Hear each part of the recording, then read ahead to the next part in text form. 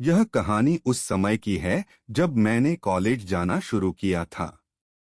आज मेरे कॉलेज का पहला दिन था। मेरे साथ एक मेरा दोस्त भी कॉलेज जा रहा था। हम दोनों एक साथ कॉलेज के लिए निकल दिए। हम रास्ते में अपने स्कूल की बातें कर रहे थे। स्कूल के दिन भी क्या होता है। हम कॉलेज पहुंचकर अपने क्लास की ओर बढ़े। मुझे मेरे क्लास में एक लड़की दिखी। वह लड़की इतनी खूबसूरत और हसीन थी। मेरी नजर उस लड़की के चेहरे से हट ही नहीं रही थी, मानो मैंने कोई परी देख ली हो।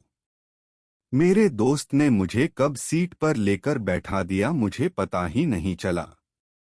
मेरा क्लास शुरू हो गया, पर मेरी नजर बार बार उस लड़की की ओर जा रही थी। मैं चाहकर भी पढ़ाई नहीं कर पा रही थी। घर आने के बाद मेरे दोस्त ने मुझे काफी कुछ कहा। वह मुझसे कह रहा था कि तुम पढ़ाई पर ध्यान रखो, पढ़ाई ही सब कुछ है। मेरा दोस्त पढ़ाई को बहुत ही पसंद किया करता था। वह किसी भी प्रेम में नहीं पड़ना चाहता था। तो इस तरह से मेरा कॉलेज का पहला दिन था। अब मुझे कॉलेज जाते हुए करीब 1 महीना हो गया था। आज मेरी बात उस लड़की से हो ही गई।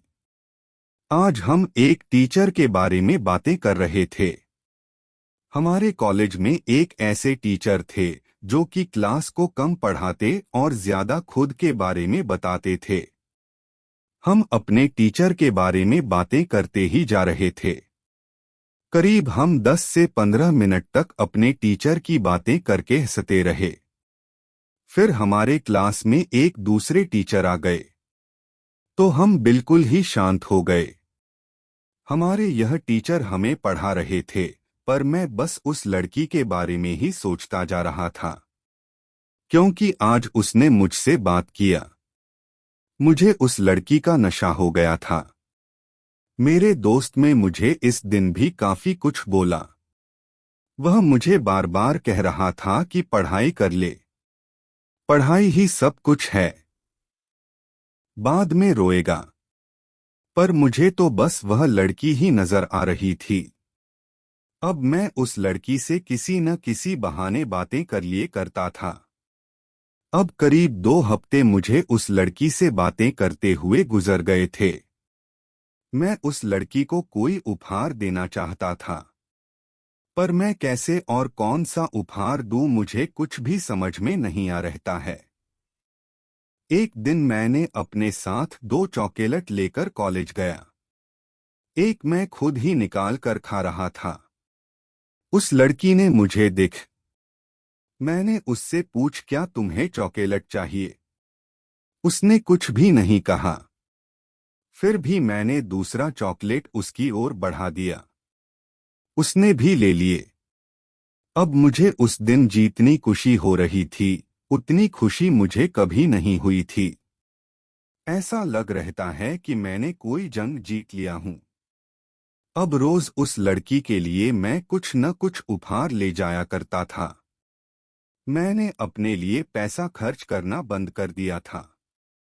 साथ ही कभी कभी मैं उसके लिए कर्ज भी लेकर उपहार ले जाया करता था। हम एक दूसरे के बहुत ही करीब आ गए थे। मैंने अब सोच लिया था कि मुझे इस लड़की को बता देना चाहिए कि मैं इससे कितना प्रेम करता हूं, पर मेरी हिम्मत नहीं हो रही थी। देखते ही देखते पहले साल का अंतिम परीक्षा भी सामने आकर खड़ा हो गया। अब भी वह मेरे साथ ही थी। हम दोनों साथ ही पढ़ाई किया करते थे।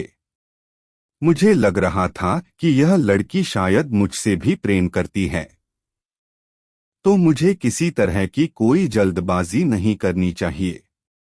मैं इस परीक्षा के खत्म होने के बाद सब कुछ बता दूंगा। मैंने ऐसा ही किया। हमारी परीक्षा खत्म हो गई। फिर से हमारा कॉलेज शुरू हुआ। हम सब कॉलेज गए, पर मेरी नज़ारे जिसे ढूंढ रही थी वह वहां नहीं थी। हाँ, वही लड़की जिससे मैं प्यार करता था। मुझे लगा कि शायद वह लड़की आज ना आई हो। कल आए, पर कल भी ना आई। फिर मुझे लगा शायद कल आए। इस तरह से करीब 2 हफ्ते ऐसे ही बीत गया। मैंने उसके बारे जब अपने कुछ दोस्तों से पूछा तो मुझे पता चला कि उसने यह कॉलेज छोड़ दिया है। मुझे विश्वास ही नहीं हो रहा था। मुझे लगा कि मेरे दोस्त मेरे साथ कोई मजाक कर रहे हैं, पर यह बिल्कुल ही सत्य था। मुझे यह सत्य 1 महीने के बाद मेरे टीचर से पता चला। अब मैं आप लोगों से क्या कहूँ। मुझे कुछ भी समझ में नहीं आ रहा था कि मैं क्या करूं। मेरा स्कूल का दोस्त मुझे फिर से कहा रहा था कि दोस्त, मैंने तुम्हें पहले ही प्रेम करने से मना किया था, पर तुमने नहीं माना। जो भी प्यार करता है उसके साथ ऐसा ही कुछ होता है। अब तुम संभाल जाओ और अपने पढ़ाई पर ध्यान दो। उस दिन से मैंने भी किसी दूसरी लड़की से प्यार नहीं किया। एक बार की बात है, मैं नौकरी की तलाश में एक शहर से दूसरे शहर घूम रहा था, पर मुझे नौकरी नहीं मिल रही थी। एक दिन मैं एक कंपनी में इंटरव्यू देने के लिए गया। वह पर मुझसे पहले ही एक लड़की पहुंच गई थी। मैं उस लड़की के पास जाकर बैठ गया। वह लड़की मुझे इस तरह से देख रही थी कि मानो मैं उसका कोई दुश्मन हूं, पर मुझे कुछ भी समझ में नहीं आ रहा था। हम दोनों का इंटरव्यू हुआ और हम दोनों ही उस कंपनी के द्वारा चुन लिए गए। मुझे भी खुशी ही रही थी और उस लड़की को भी। बाहर आने के बाद मैंने उस लड़की से पूछ ही दिया कि तुम मुझे ऐसे क्यों देख रही थी। उसने कहा, मुझे ऐसा लग रहा था कि तुम्हारे कारण मुझे नौकरी नहीं मिल पाएगी। मैंने हंस दिया, वह भी हंस पड़ी। अब हम एक दोस्त के जैसे ही हो गए। वह उस शहर में नई थी, मैं भी उस शहर में नया ही था।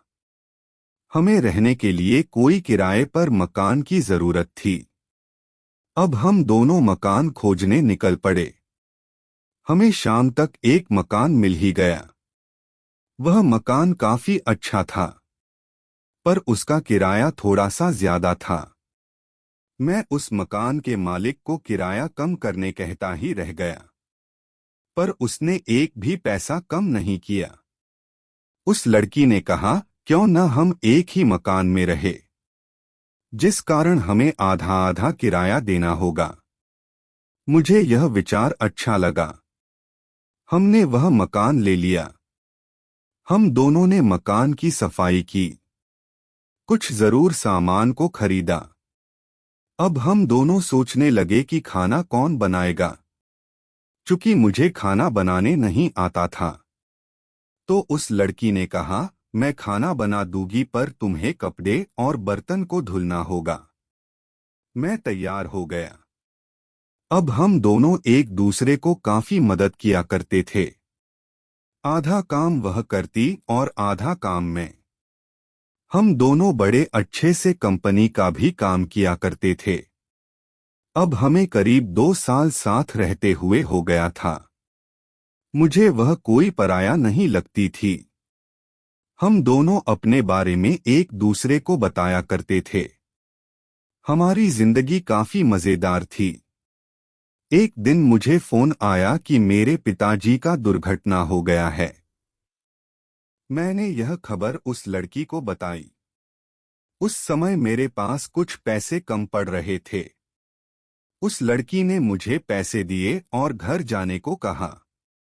मैं अगले दिन ही अपने गांव के लिए निकल पड़ा। मैं रास्ते भर उस लड़की के बारे में सोचता रह गया। मैंने घर आकर अपने पिता को देखा। उन्हें कुछ भी नहीं हुआ था। मेरे घर वाले ने मुझे शादी करने के लिए बुलाया था। मेरे घर वाले ने मेरे लिए एक लड़की देख रखा था। मुझे बस शादी करना था। अब मेरे दिल और दिमाग में बस वही लड़की थी। मैंने उसे फोन किया। फोन उठाते ही वह मेरे पिताजी के बारे में पूछ रही थी। मुझे वह कह रही थी कि तुम कोई चिंता न लेना, मैं तुम्हारे साथ हूं। तुम्हें पैसों की जरूरत होगी तो तुम मुझे जरूर बता देना। मैं एक शब्द भी नहीं बोल पा रहा था। मैंने अंत में बस इतना कहा, ठीक है, मैं तुम्हें कुछ देर बाद फोन करता हुए। इसके बाद मैंने अपने फोन को बंद कर दिया। उसके बाद आज तक मैंने उस फोन को खोला ही नहीं। मुझे आज तक इस फोन में से उस लड़की की आवाज आती है। उस लड़की के साथ किया हुआ, अब वह कहाँ है, क्या कर रही है, मुझे कुछ भी पता नहीं। मैंने उस लड़की से शादी भी कर लिया जिस लड़की को मेरे घर वालों ने पसंद किया हुआ था। यह कहानी मुझे बताते हुए मेरे आंखों से आंसू निकल रहा है। बस मेरी यही कहानी है। इस कहानी में प्रेम को तोड़ने वाला सिर्फ मैं हूं। यह कहानी भी पढ़े best school love story in Hindi. यहाँ दुख भरी प्रेम कहानी, दूसरे शब्दों में प्रेम की अधूरी कहानी आपको कैसी लगी? आपको यह सैड लव स्टोरी आपको कैसे लगी, आप हमें बता सकते हैं। इस तरह की कहानी सभी की होती है। कुछ लोग इसको भूल जाते हैं तो कुछ अपने साथ रखकर जीवन जीते हैं।